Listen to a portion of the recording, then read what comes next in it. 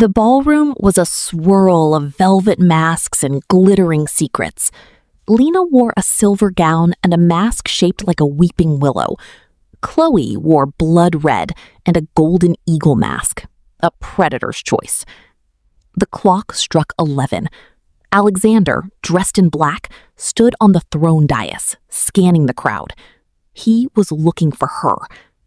Vivian grabbed Lena's arm. "Now, you will dance with him until 11:55. Then you will faint. Make a scene. Be a scandal. Chloe will nurse him a glass of water, and the photographers will do the rest." Lena nodded, numb. She floated toward Alexander. He saw her. His face lit up with relief and love. "There you are," he breathed, taking her hand. They began to dance, and for 10 perfect minutes, the world vanished.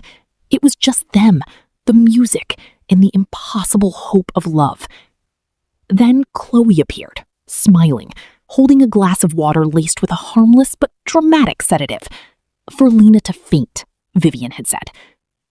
At 11:55, Lena reached for the glass, but instead of drinking it, she looked at Alexander, truly looked at him, at his kindness, his loyalty, the man who climbed trellises in the rain for her.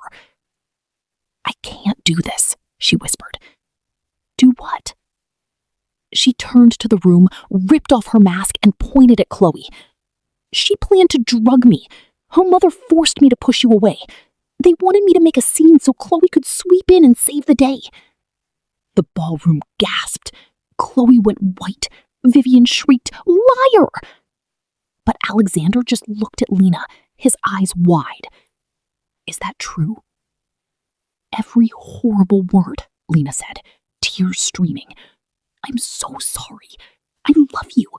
I was a coward, but I won't be anymore." Alexander turned to the royal guard. "Detain Mrs. Vance. Escort Miss Chloe Vance from the palace." As they were dragged out screaming,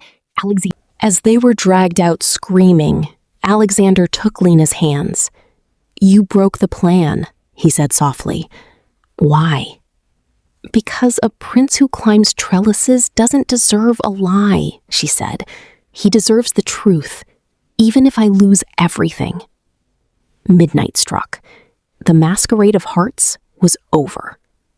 Prince Alexander had not danced with a single woman at the final stroke. He turned to the crowd, still holding Lena's hand. "The rules of this ball stated that the woman I dance with at midnight would be my intended." A murmur rippled through the crowd. "I danced with no one at midnight." The queen's face was unreadable. Alexander raised his voice. "Because the rules are wrong. Love isn't a game of timing or manipulation. I have loved one woman since the moment I saw her not looking at my crown, and I will not wait for a clock to strike to claim her." He dropped to one knee, right there on the marble floor. "Lena Vance, you are brave, foolish, loyal, and the most beautiful disaster I have ever known. Will you marry me? Not for a palace, for a garden, for a trellis, for forever?" The crowd held its breath. Lena laughed through her tears. "Yes, 1,000 times yes." As the palace erupted in applause, Chloe and Vivian were escorted out the servants' entrance, their tiara dreams in ashes. And in the center of the glittering ballroom, a prince kissed a girl who had finally chosen love over fear. The next morning, the headline read, "Prince chooses the other sister, a love for the ages." And for the first time in her life, Lena Vance was exactly where she was supposed to be, in the arms of a man who saw her, and in a future she had claimed for herself.